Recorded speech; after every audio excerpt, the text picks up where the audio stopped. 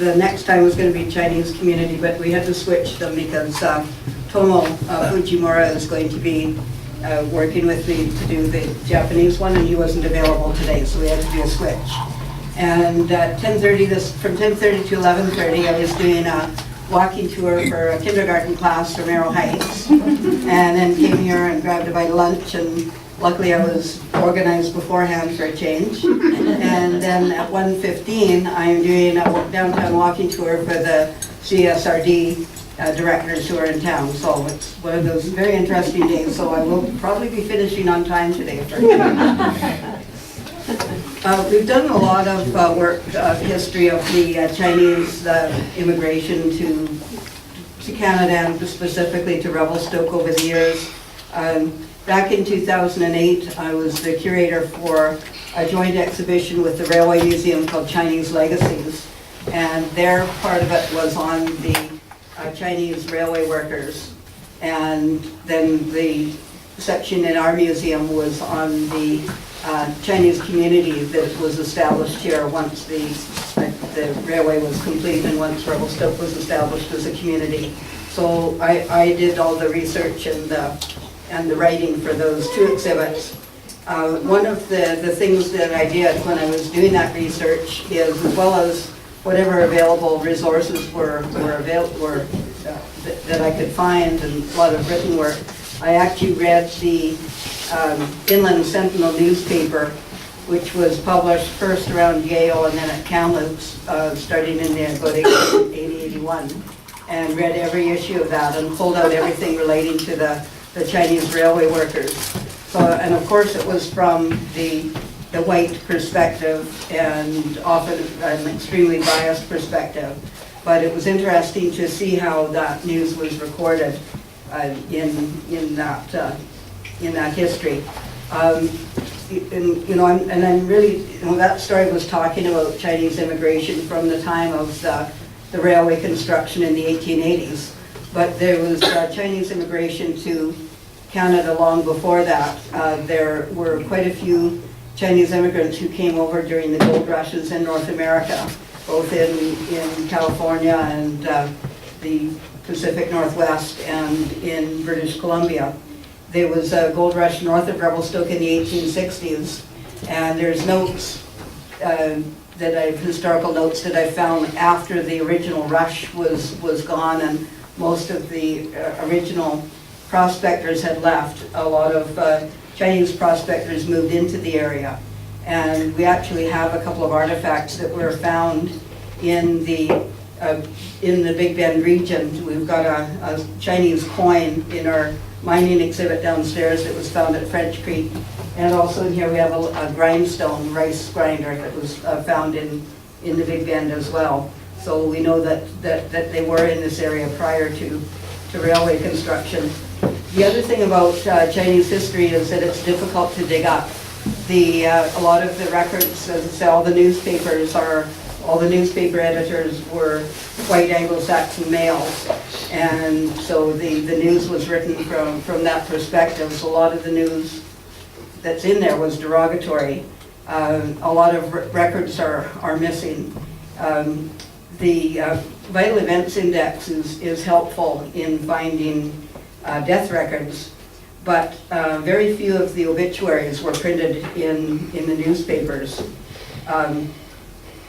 There was one case where there was a snowslide at Rogers Pass in January of 1899 that killed 7 people. And the account in the newspapers listed the names of all of the people and gave some information about them, with the exception of one man who was listed only as a Chinaman cook. The Vital Events Register, I was able to find records, but he was actually listed twice, and his name was different in both records. It was Aham or Ahau, H-A-M or H-O-U, so we don't know his name. And it indicated that he was 42 years old. But that was only, and even that was all we could find, even on the official record. So there were probably up to 15,000 Chinese people who were employed along the railway line from Port Moody to Craigellachie between 1880 and 1885. Andrew Onderdonk was the original contractor and not part of the line. And he knew that he would require Chinese laborers to add to the available workforce. There just weren't that many people in the region at the time. And when they were working on the eastern part of the line, they were able to pull on a larger group of people, but there really weren't that many people this side of the mountains to draw on. And there was a lot of pushback amongst politicians, particularly in Victoria, about the use of Chinese labor. But Onderdonk said that he couldn't fulfill the contract without it. And he got backing from Prime Minister John A. Macdonald, who said it was simply a question of alternatives. Either you must have this labor or you cannot have the railway. So as I say, they figured there were up to 15,000 Chinese men employed, but the exact figures are impossible to find. So the workers were hired as gangs rather than individuals, so there would be a crew boss in charge of each gang. And this is a photograph showing some of the workers en route to Canada in the 1880s, very rare photograph from the Vancouver Public Library. And the picture showing some of the work they were doing on the line. Their work was often tedious, difficult, and dangerous, and their pay was generally about half of what the white workers were getting. And on top of that, they were required to purchase everything from the company stores. And the company stores' prices were about double market value. But if they bought in the open market, their wages were docked. And then their wages were docked for housing, which was pretty minimal.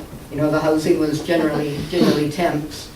And so at the end of the day, they came over expecting to make enough money to go back to China and be fairly well set off, or to bring their families over here. And in most cases that didn't happen. They just didn't have the resources. And in fact, after the railway work was completed, there were thousands of Chinese men who were literally starving. And at that time, Victoria and Vancouver both started friendship societies where they were, or benevolent societies where they were helping these people who had been left destitute because they were on the understanding that they would be given fare back to China, and that didn't happen either. There were also many deaths. It's hard to know the number because it could be in the hundreds or it could be in the thousands. Nobody knows for sure. I've seen various estimates from several hundred, 500 or more, to even in the over 1,000 deaths. One of the reasons that we don't know for sure is that none of those deaths were recorded with the government. When I was doing the research, I'd find a note in a newspaper about a Chinese worker dying on the line, and then I'd go to the Vital Events Index of the Provincial Archives expecting to find that record there, and it wasn't there. I'd find a note on a Caucasian worker who died, and I'd go to Vital Events, and it was there. All the information was there on that individual. But for some reason, they did not register the deaths of the Chinese workers, so there's no way of knowing exactly how many people died. In 1885, railway construction was being completed, and a Royal Commission on Chinese Immigration was undertaken. There were a lot of people who were concerned about the numbers of Chinese people who had come into the country. And you can actually find the document online. It's several hundred pages, and I haven't read the whole document, but I've read quite a few sections. And for the most part, there was extreme racial prejudice against the Chinese people, and a lot of people didn't want them to come into the country. I think they interviewed one Chinese person. He was an American consul from China. That was the only Chinese person that they talked to in the Royal Commission. All the rest were Canadians, were Caucasians that were consulted. But as a Kathy, what kind of reasons did they ever give any reasons for their antipathy towards Chinese? They didn't want Canada to be taken over by Chinese people. It was as simple as that. And there were a lot of things where you see they didn't want, they were afraid that if Chinese people came in, they would marry Caucasian people, and they didn't want a racial mix. Yeah, it was extreme racial prejudice. Just look up the Royal Commission. It's appalling reading, actually. It's really hard to read. One of the more sane voices in that was actually Judge Matthew Bailey Begbie. He was actually much more moderated in his views. I wouldn't say he was entirely without prejudice either, but certainly when you compare it with the other views, he was much more moderate in his views towards the Chinese workers.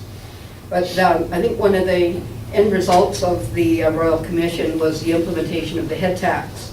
So that was levied at $50 in 1885. So any Chinese immigrant coming in had to pay the head tax to enter the country. It was increased to $100 in 1900 and to $500 in 1903. And it was only levied on people from China, and it was a deliberate attempt to restrict Chinese immigration to Canada. In 1923, the Chinese Exclusion Act completely stopped Chinese immigration, and that wasn't eased until 1947. So during that whole period, fewer than 50 Chinese people were admitted to Canada between 1923 and 1947. And then in 2006, the federal government issued a formal apology for the head tax, and they created a program of redress.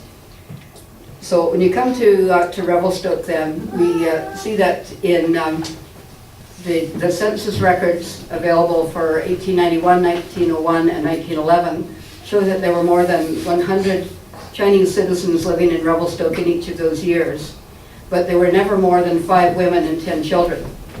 I would say one of the reasons for that was the head tax. It was harder for men to bring their families into Canada.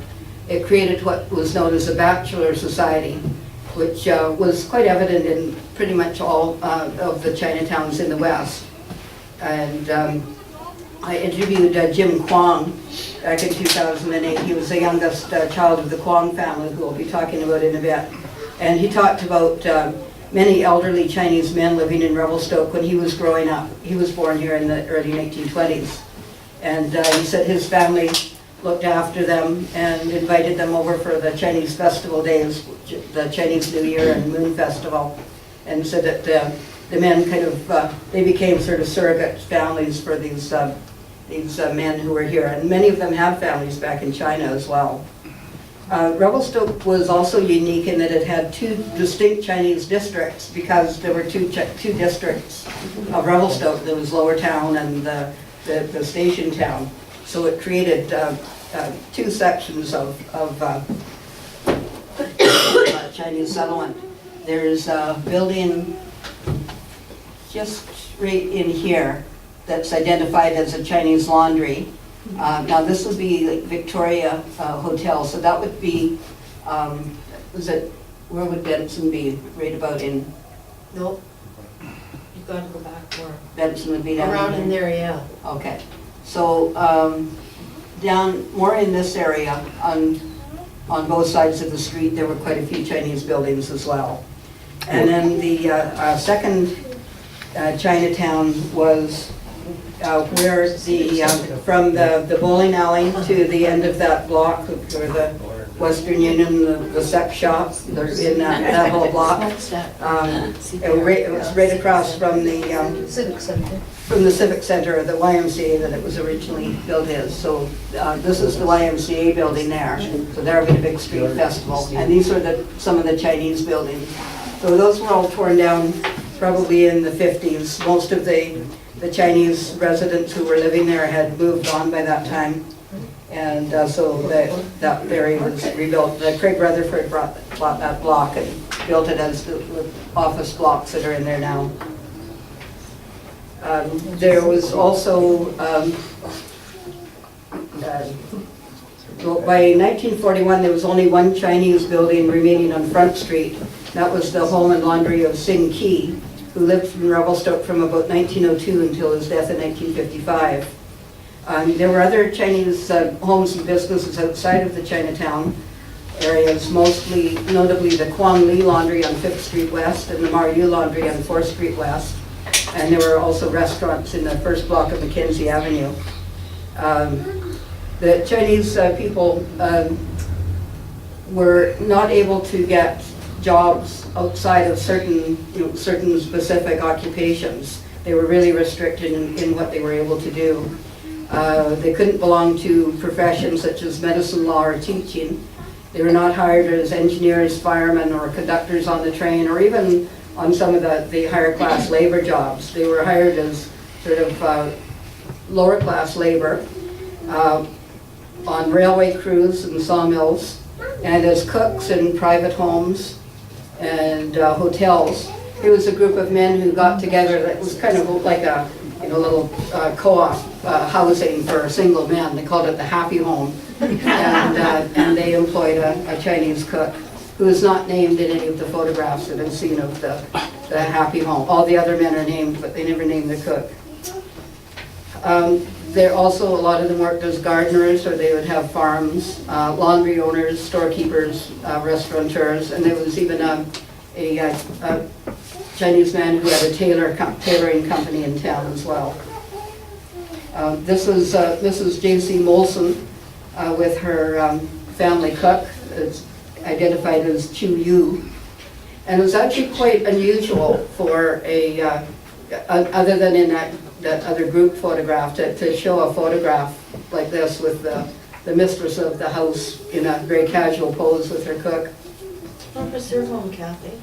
I'm not entirely sure. They were working, her husband was running the Molson's Bank, which is where everything Revelstoke is, or all things Revelstoke is, on the corner of First and Mackenzie, but I'm not sure where their house was. I think originally they were living sort of behind the original bank building, but I'm not sure if that's where they were in this case. And then in this photograph, actually it's written underneath it, the faithful Chu Yu. And of course they were also hired as laborers. This photograph was taken in the Rogers Pass in the 1890s after the main line was completed. So during the railway construction period up to 1885, they were only working on the line between Port Moody and Craigellachie, because there was really no way of getting them the other side of the line. There was no transport at that point. So when people talk about them building the whole railway, they were employed on that one western section up as far as Craigellachie. But this picture would have been taken after the main line was completed, and they were hired on as laborers. They would Chinese and Japanese. I've also seen like Sikh, South Asian gangs, and Italian, Finnish, Ukrainian. Although the Ukrainians were usually referred to as Austrians, so they would hire people usually as gangs, sort of within an ethnic group. There was also up until the summer of 1899, there were several Chinese buildings just north of the city, and I'm sort of assuming that's kind of in the Columbia Park area. This was one of those buildings. You can see it's an extremely tiny one. There's Mrs. Molson, again, who was a little bit different for her time, because that would have been a very unusual photograph for a woman to be taken with a Chinese man. But that was one of the homes. And then in 1899, the city burned them down, citing public health bylaws. Here's something from the newspapers from September 30th, 1899. The Kootenai Mail editor was reporting on the burning of a dozen shacks, probably similar to that one. And the article concluded, it seems that the only way these people can be got rid of is through the sanitary laws, and by keeping a very close watch on them. It is believed that many of them can be driven from the town. So that was the intent. They did not want them, a lot of the authorities did not want them here. Still, it is the white residents of Revelstoke who keep them here. They do this by purchasing fruits, berries, vegetables, etc. from them, and employing them in every way possible. Could the people but know of half the filth, disease, and vileness which surround the Chinamen they employ and patronize. Very soon, these subjects of the celestial kingdom would say, no like 'em, go California. So I hate even reading that. You know, it's really vile stuff that was written in the paper, but that was a very common way of referring to them, to the Chinese population. This building was opened in 1901, and I had only ever seen it referred to as the Joss House. But when I looked up that term, I realized that it was actually a derogatory term. That was sort of a Caucasian term that was used, and it was derogatory. But it was built as the temple, and it was worship place of the Chinese folk religion, Shenism. And it opened in Revelstoke on Front Street in November of 1901. The newspaper, the Revelstoke Herald, described it.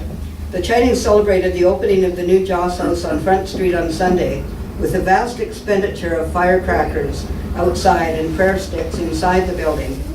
The temple was visited by considerable numbers of people on Sunday, being open to the inspection of the curious.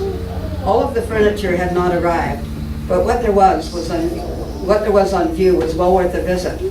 Tables in front of the picture of Ji Hing, the tutelary divinity of the shrine, were spread with a lavish display of Chinese confectionery and preserved fruits, in the midst of which the joss sticks smoldered with their faint incense-like fragrance. A large hanging lamp, round which paper figures revolved continually by the familiar device of a current of air, attracted a good deal of attention. On the balcony outside are stacks of ceremonial banners, halberds, etc., of curious design and considerable value. Altogether, there was much worthy of observation by the white visitors to the Joss House. So the Chinese culture, even though there was a lot of racial prejudice towards them, they were seen as exotic and mysterious. So there was a lot of curiosity about their culture as well. This photograph just came to the archives a couple of years ago, and from the McIntyre family, and her brother, this Miss Emma McIntyre, her brother was here as the Methodist minister from about 1910 to 1913, and they sponsored classes for the Chinese residents. A lot of the early Chinese population did convert to Christianity. I can't say for sure whether that was a requirement or not. I really don't know that. But they were offering them classes in English.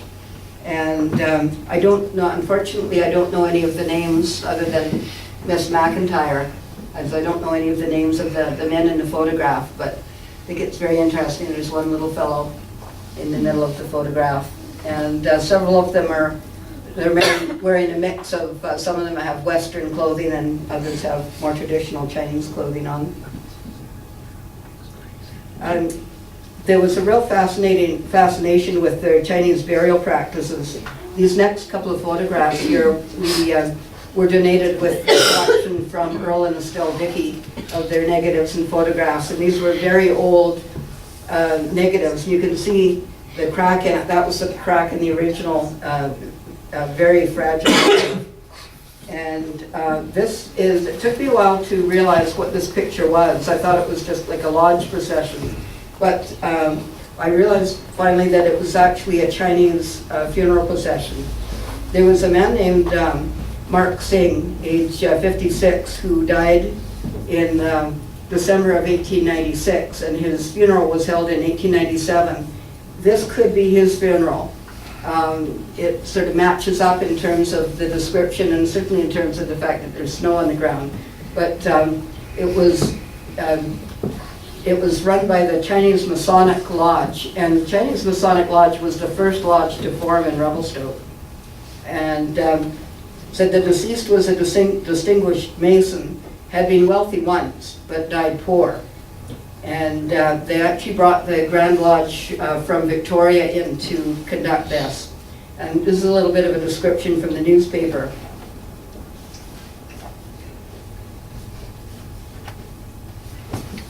The funeral rites began with a large gathering of Chinese people arrayed in most extravagant and fantastic costumes. Some were in white, some in black, others again in purple, but the many were in red and yellow vests with a disc inscribed with characters back and front. The coffin body was reverently brought out from the tent where it had lain for about a week and placed under a small awning. At the foot was a man reading aloud from a book and burning paper. Opposite the foot of the coffin were 3 tables filled with food of all sorts, and all around were various colored banners bearing some strange devices. I'll go ahead a little bit. At about 2:30, the funeral procession formed up and headed by rider on horseback, with a riderless horse led next, and with 3 bands at various intervals. A move was made for the cemetery. It presented a brilliant and unique spectacle, and one that will not be readily forgotten by the spectators. 1 or 2 noticeable characters in the procession were the bearer of a huge square flag representing a general, and a man dressed in a diamond pattern robe of fluttering yellow and wearing a false beard, who represented the emperor. 4 men in long black hats and black robes represented a guard of honor, and 2 in purple bearing lanterns were as aides to light deceased over the dark river. The great majority, however, those that were attired in colored vests and carrying many shaped flags and grotesque figures and emblems, represented soldiers, and a semi-military idea pervaded the entire proceedings, being carried out in conformity with the Chinese Masonic ritual.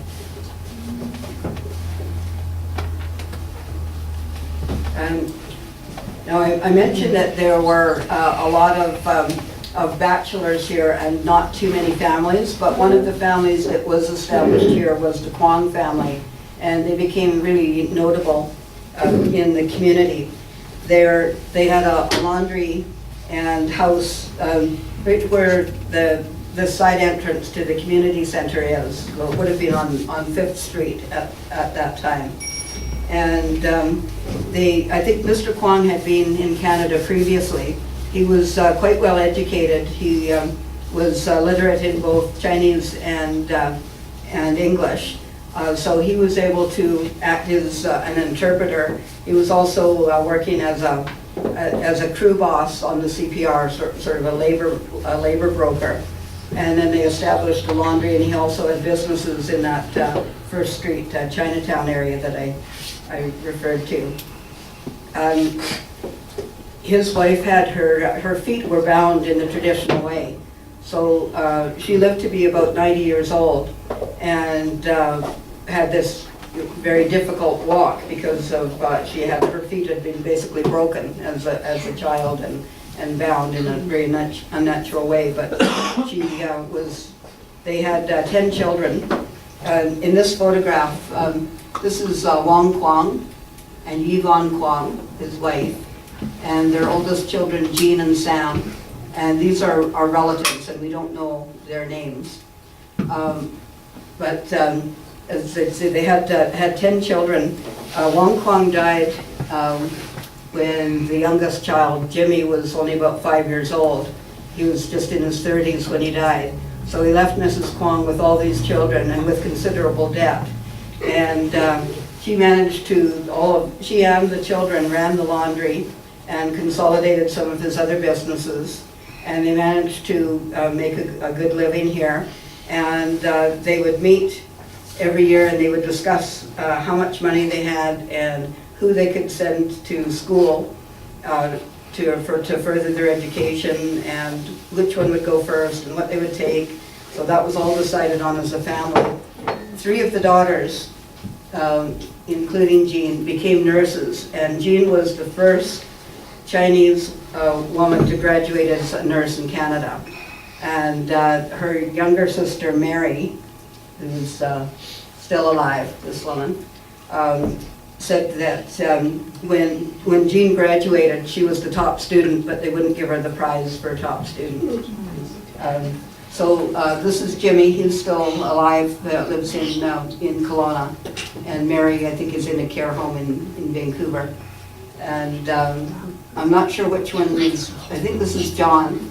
So John stayed in Revelstoke, and he married also a woman named Mary. And Mary Kwong just passed away a couple of weeks ago. This is a photograph from 1919, and this is the office of the laundry. It has the name Kwan on the side of it. So that's the side of the Regent. It used to be the Windsor and then, the Selkirk, and then the Revelstoke Hotel. So this is Orton and Fur Street here.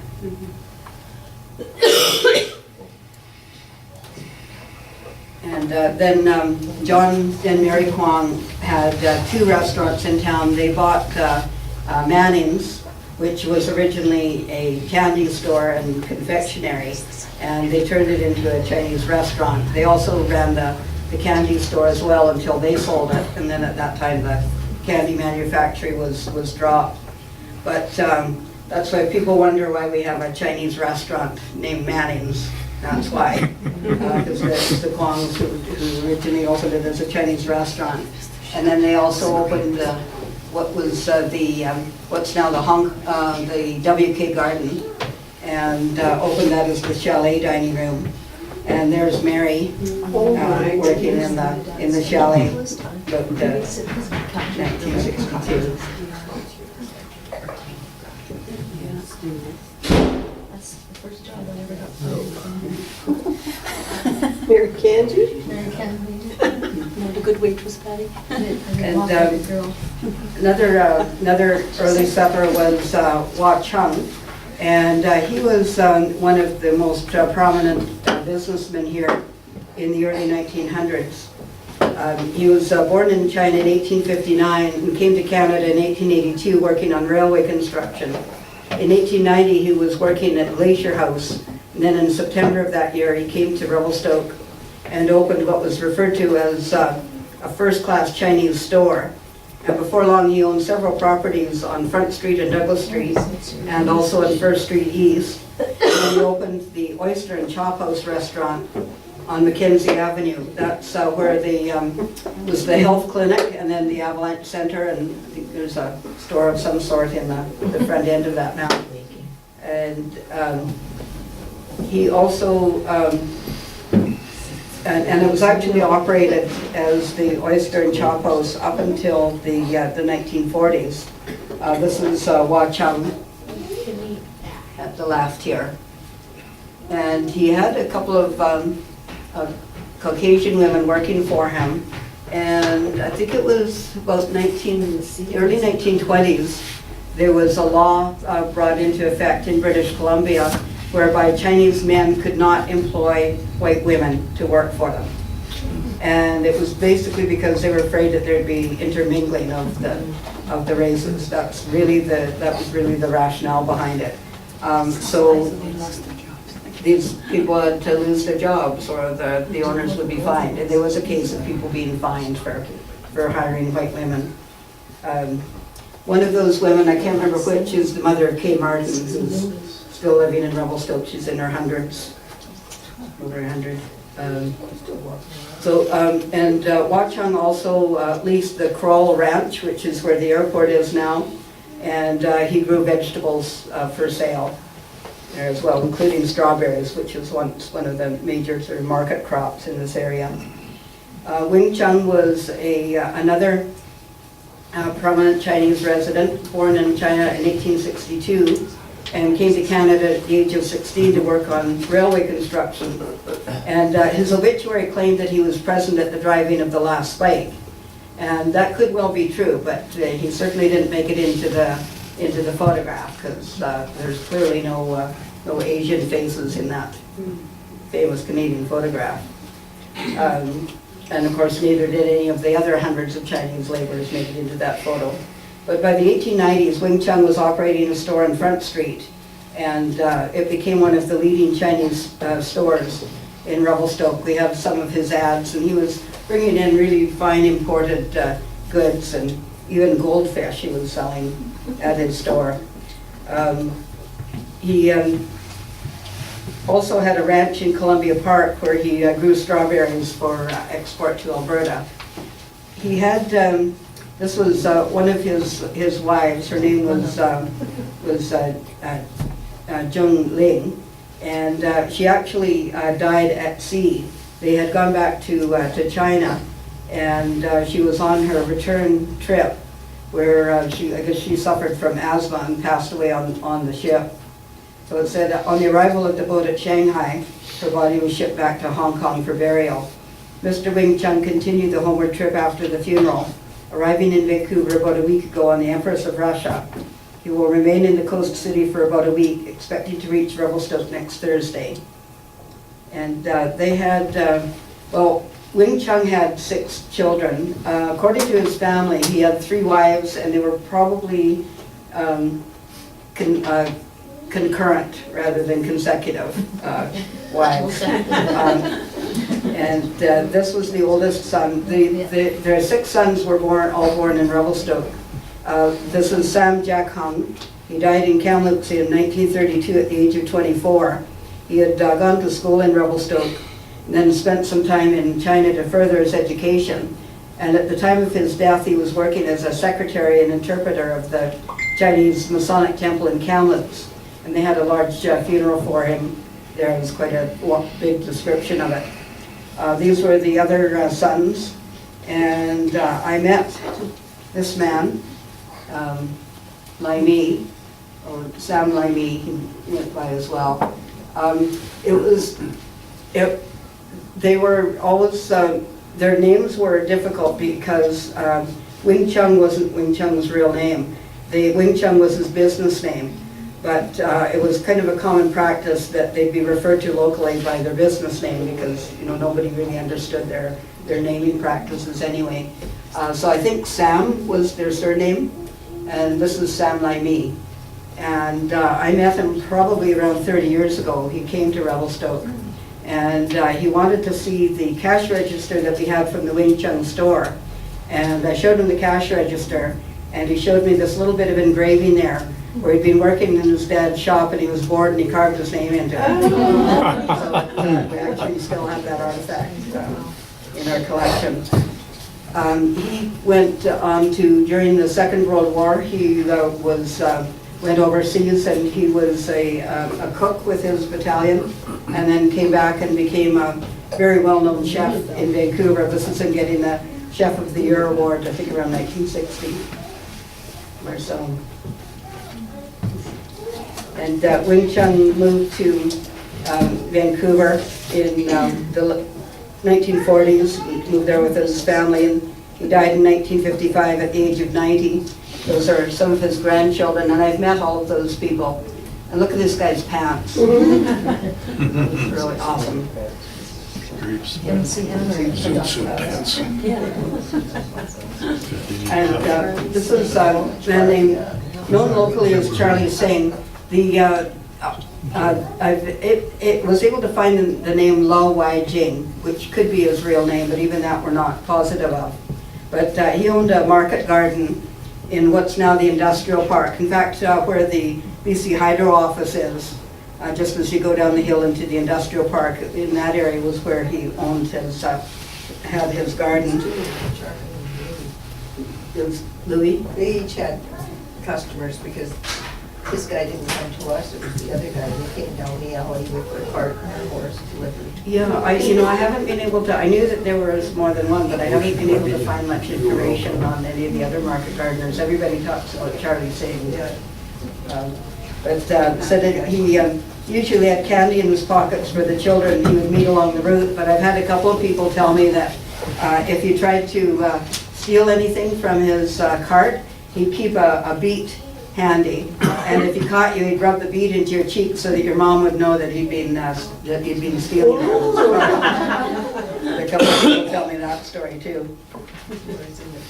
When he was really known for a very kind heart, he knew that there was families that were in trouble. He'd leave vegetables at their back door, and he'd give silk handkerchiefs and lily bulbs to his customers at Christmas.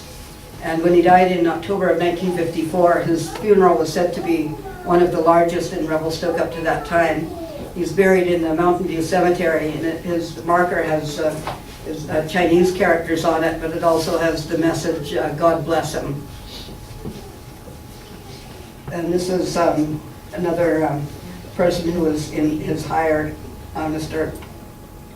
Mr. Hong, but we don't know much more information about him. And there's a photograph taken from a 1920s album showing a road from the top of Mackenzie Avenue to Chinese Farm. So I'm assuming that'd be kind of in the ballpark area or down below in that area, because there were definitely a lot of farms down in that area. Just wanted to briefly mention Maryuli and Marjock. Maryuli came to Canada from Kwan province probably around 1900 and established a laundry in town. And then around 1912, he brought his two sons, Marjock and Marfee. And Jock was 12 years old and Fee was a few years older at the time. Jock attended high school in Revelstoke and was known as a talented wrestler and basketball player. And the Maryuli Laundry was located on 4th Street East between the Price Markle building and the fire hall. And this was just from a larger photograph, but you can't, it actually says Maryuli Laundry on the sign there. And so the son, Marjock, became proficient in English, and he served for years as a court interpreter in the Okanagan, Kootenays, and Alberta areas. In 1927, he moved to Kelowna, where he operated a Star Cafe on Water Street. And then in 1929, he and his brother Fee opened the Golden Pheasant Cafe on the southwest corner of Bernard Avenue and Ellis Street. And it operated there until, they operated until 1969. During the Depression, it was known as a place where you could get a handout. After he closed the restaurant in the evening, he'd open the back door for a soup kitchen and feed anybody who was hungry. During the Second World War, he joined the BC Dragoons militia for home service and obtained the rank of sergeant. He also obtained his pilot license. After he closed the Golden Pheasant restaurant in 1969, he retired to his orchard property in West Kelowna, where he's known for his 23-acre asparagus patch. He also raised bees, chickens, and geese. And he died in August of 1983. And a few years ago, a new elementary school opened in West Kelowna, and it was named the Marjock Elementary School in his honor. So I'm just end with this photograph of the WK Cafe at its original location, which is where Kalapugo is now. And then I remember when I was here, when I came here, that was Henry Restaurant that was there as well. So did anybody have any questions or comments before I get ready for my next tour?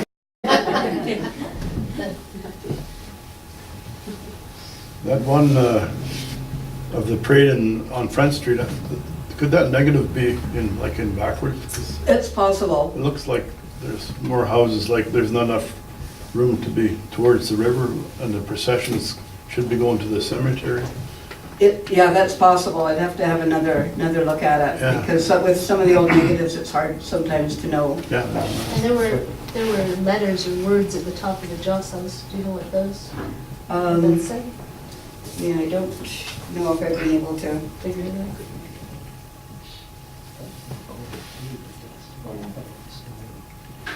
There.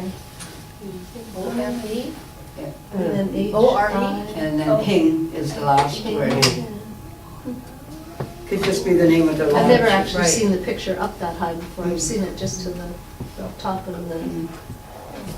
Did Mary ever come and see this presentation? Mary Kwan? Maybe not this exact one, but we had a big celebration here when we opened the exhibit Yeah. back in 2008, and I had tons of Kwans here then, and Ronnie was cooking Cooking, things of for course. us. In the gallery, yeah. One is, was there any record of a Chinese newspaper in Revelstoke? I've never seen any record of one. And the other one was, there seemed to be a lot of write-ups about families later on, so Revelstoke didn't quite take the Chinese families into their community, because there were newspaper write-ups about the families that you were reading. Yeah, I know. Well, Revelstoke. when I talked to Jimmy, he didn't. I asked him about if he experienced racism, and he said he didn't. but some of his older siblings, like Mary, talked about experiencing racism, so I think it was sort of their perspective, but, and by that time, they were pretty integrated into society too.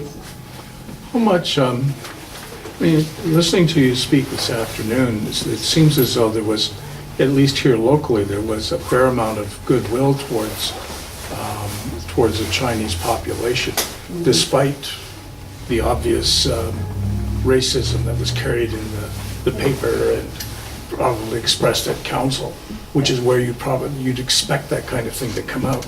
But is my impression correct that there was a fair amount of goodwill on the part of the general public? I think that's true, and, you know, I've seen a lot of things where they were contributing whenever there was any collections for any local cause. The Chinese community was always right there contributing, so, yeah, I think there was that difference between Trinity official perception and how they were seen in the community. So I think there were quite a few people in the community that saw them as members of the community. But the Kootenai Mail in particular was very racist, not just against Chinese, but... No, I've perused through those old Yeah. back issues, Yeah. I've seen that. One last question. These Chinese immigrants or residents of Canada seem to have a lot of goodwill towards their European neighbors. Is there any explanation for that? I mean, you know, when you're on the receiving end of virulent racism, you're not inclined. I would think you would not be inclined to be too generous. I guess it's hard to say. I think because what you were saying, that sort of the general people that they interacted with were kind to them, so they responded in kind to that. And this was, they made this their community. It was as much their community as anybody else's. So, you know, I think a lot of them did a lot to integrate and just be part of the community. So, yeah, it's hard. That's a hard question. Yeah. There's lots of really good books available. One is called, we've got a couple in our reference library. There's a book called White Man's Province by Patricia Roy. But there's some really good writing and information on that whole question. Okay. Thanks, Kathy. Perhaps they were just desperate to be accepted. Yeah, I guess. They would do whatever they could to be accepted into the community. And when they donated to various causes, does that mean the white community really accepted them or just used them? I think I would say the majority of the community accept them as members of the community. It was just, I mean, you see in some of like the decisions in the City Hall, especially in the very early days, were very anti-Asian, anti-Chinese, and as you see some of the newspaper accounts were. But I think generally the feeling was they were members of the community just like everyone else. You were saying how the different people who are immigrants of different ethnicities, when they were hired on the railroad, were hired in gangs, with different, you know, by like whatever group leader. Was there a hierarchy of those? Because you said, you know, Italians or others too. I'd say there was a hierarchy. There was, so like the Italian gang might get paid more than the Chinese gang or priorities. Yeah, I've actually seen, we have a lot of documents from the CPR in our archives, and I've actually seen letters talking about the different races, so comparing Chinese workers to Japanese workers, and then saying that both of them are better than Italian or Austrian gangs because you can pay them less. I thought you were going somewhere positive with that, and then it all made sense. Okay, yeah. Okay. But, you know, Yeah. extreme stereotyping, Yeah. even if, sometimes even the good stereotypes were still stereotypes. Right, you yeah. know. It wasn't just the railroad. I've seen old mining records over yeah. in Greenwood. Same job, white, Chinese, Japanese, Indian, I'm not sure what they meant by Indian. Different rates of pay for the same job. Indian is probably South Asian. Yeah.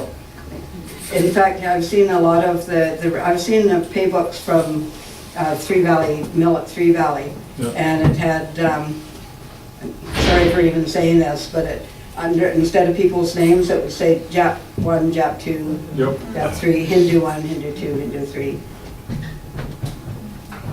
So it was widespread, it wasn't just Yeah. one particular Very area. much It wasn't like just the the railroad. railroad. Yeah. That's good. Yeah. Two nights, half one night.